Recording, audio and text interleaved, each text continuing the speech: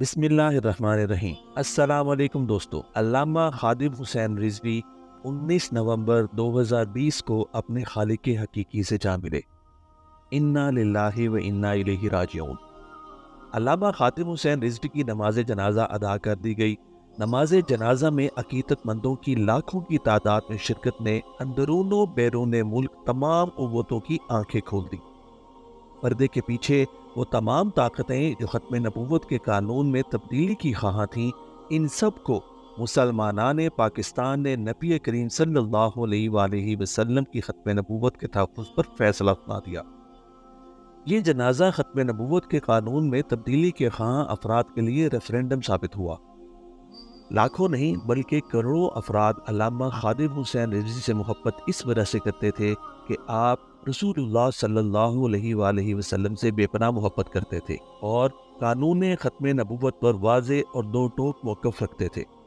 قانون ختم نبوت کے حوالے سے انہوں نے واضح اور دو ٹوک موقف اختیار کیا اور زندگی کی آخری سانس تک اس موقف پر سختی سے قائم رہے۔ علامہ خادم حسین رضوی کی نماز جنازہ میں شریک افراد لبیک یا رسول اللہ کے فلک شگاف نعرے لگاتے رہے۔ یہی نعرہ علامہ خادم حسین رضوی کی پہچان تھا۔ یہی نعرہ پاکستان بھر سے عاشقان رسول اللہ صلی اللہ علیہ وآلہ وسلم کو مینار پاکستان کھینچ کر لایا۔ ان کی نماز جنازہ مینار پاکستان میں ادا کی گئی، لیکن پورا لاہور جنازگاہ کا منظر پیش کر رہا تھا۔ دوستو، میں دعوے کے ساتھ آپ سے یہ کہہ سکتا ہوں کہ ہماری نسل نے اس سے پہلے کبھی یہ نظارہ نہیں دیکھا ہوگا۔ کسی نے اتنے بڑے جنازے میں اتنی عقیدت کا مظاہرہ نہیں کیا ہوگا۔ در حقیقت یہ محبت لبیک یا رسول اللہ کے نعرے سے تھی، اور علامہ خادم حسین رضوی نے اس نعرے کو زندگی کا مقصد بنایا تھا اور بلا خوف و خطر اس نعرے کے مقصد سے جڑے رہے تھے۔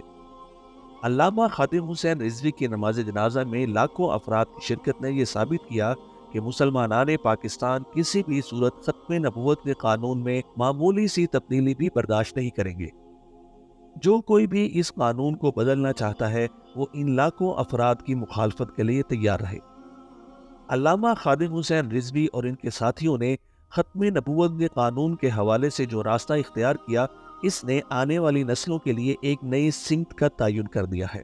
تحریک لبیک پاکستان کے اکابرین نے اس ملک میں بسنے والے مسلمانوں کو نبی کریم صلی اللہ علیہ وآلہ وسلم کی ختم نبوت سے محبت کا درس دیا ہے۔ ہمیں یہ سبق اپنے بچوں کو پڑھانا چاہیے۔ ہمیں اس قانون کا پہرا دینا چاہیے۔ لاکھوں کی تعداد میں آنے والے لوگوں کو نہ تو کرونا کا خوف تھا، نہ انہیں دہشت گردی کے کسی واقعے کا خوف تھا، نہ انہیں کوئی موسم روک سکا، نہ کوئی خوف ان کے راستے کی رکاوٹ بن سکا۔ اس جنازے نے یہ ثابت کیا کہ کائنات اللہ اور اللہ کے نبی صلی اللہ علیہ وآلہ وسلم کی ہے۔ ان لاکھوں عقیدت مندوں نے یہ ثابت کیا کہ نبی کریم صلی اللہ علیہ وآلہ وسلم کی محبت کے سامنے تمام دنیاوی عہدے ایک ذرے سے زیادہ حیثیت نہیں رکھتے۔ مسلمانان پاکستان نے یہ ثابت کیا کہ نبی کریم صلی اللہ علیہ وآلہ وسلم کی محبت کا جذبہ مسلمانوں کے دلوں میں کوٹ کوٹ کر بھرا ہوا ہے۔ اس خطے کے لوگ گناہوں سے لتھڑے ہوئے ہیں، ان گنت برائیوں اور خامیوں کا شکار ہیں، لیکن خالق کائنات اور حضرت محمد صلی اللہ علیہ وآلہ وسلم سے والہانہ محبت کرتے ہیں۔ محبت کا یہی جذبہ ان کی تمام خامیوں پر حاوی ہے۔ علامہ خادم حسین رضوی اور تحریک لبیک کے اکابرین نے یہ ثابت کر دیا کہ اگر مقصد عظیم ہو اور مقصد نبی کریم سے محبت کا ہو تو پھر وہاں سے مدد آئے گی، وہاں سے شرکاء آئیں گے کہ کسی کے گمان میں بھی نہ ہوگا۔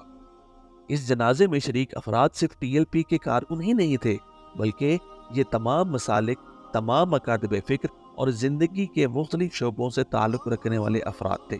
یہ تمام افراد اس شرکت سے یہ ثابت کر رہے تھے کہ وہ نبی کریم صلی اللہ علیہ وآلہ وسلم کی شان میں گستاخی کرنے والوں کے خلاف متحد ہیں۔ یہ تمام افراد ختم نبوت اور حرمت رسول صلی اللہ علیہ وآلہ وسلم پر جان نچھاور کرنے کے جذب کا اظہار کرنے کے لیے جمع ہوئے تھے۔ ان لاکھوں پاکستانیوں نے ہمارے سیاسی رہنماؤں اور عالم اسلام کو بھی یہ پیغام دیا کہ اگر آپ ختم نبوت اور حرمت رسول کے لیے کام نہیں کر سکتے، اس حوالے سے بولنے کی جرت نہیں کر سکتے، تو زندگی کا کوئی فائدہ نہیں۔ یہ ظاہری شان و شوکت یہ عہدے اور یہ جھنڈے والی گاڑیاں، ان کی کوئی اہمیت نہیں۔ اگر آپ نبی کے جھنڈے تلے جمع نہیں ہو سکتے، اگر آپ نبی آخر الزماں کی ختم نبوت کے ساتھ مخلص نہیں ہیں، تو دنیا و آخرت میں اپنے انجام سے باخبر رہیں۔ پاکستان کی تمام سیاسی جماعتوں کے رہنماؤں کو بھی یہ سبق ملا کہ اگر وہ ساری جماعتیں اکٹھی ہو کر کروڑوں اربوں روپے خرچ کر کے لوگوں کو ترقیاتی منصوبوں، ملازمتوں اور دیگر فوائد کا لالچ دے کر بھی اتنے کم وقت میں لوگوں کی اتنی بڑی تعداد جمع نہیں کر سکتی، تو پھر انہیں اپنی پالیسیوں پر نظر ثانی کرنا ہوگی۔ انہیں حقیقی کامیابی تبھی مل سکتی ہے جب وہ اللہ کے نبی سے محبت کا سبق عام کریں۔ مسلمانان پاکستان نے ایک مرتبہ پھر یہ ثابت کیا کہ یہ ملک لا الہ الا اللہ محمد الرسول اللہ کے نام پر بنا۔ یہ ملک اسی نام کے صدقے قائم ہے اور یہ ملک اسی نام کے ساتھ قائم رہے گا۔